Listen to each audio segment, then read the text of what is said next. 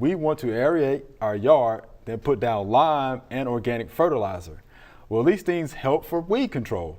We really don't want to spray anything poison to kill our weeds, so we have a lot of weeds in our yard.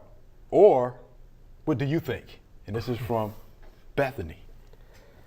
Well, I mean, one of the keys to, having a good lawn is to have a lawn that's growing very good to outcompete the weeds. Right. And also, mow your grass a little high so that the crabgrass won't germinate, because crabgrass likes light to germinate. Sure.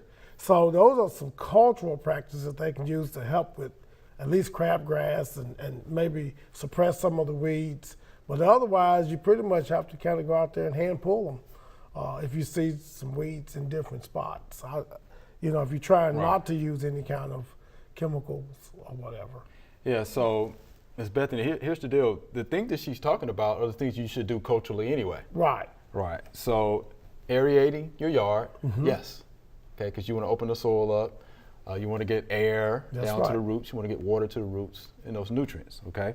Putting down lime, of course, helps, according to your soil test, right?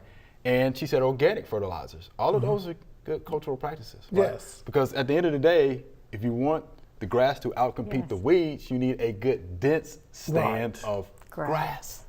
So these are your methods to do that. Yes. Right? But we did find out earlier, you can just eat some of those weeds, can't you? You can.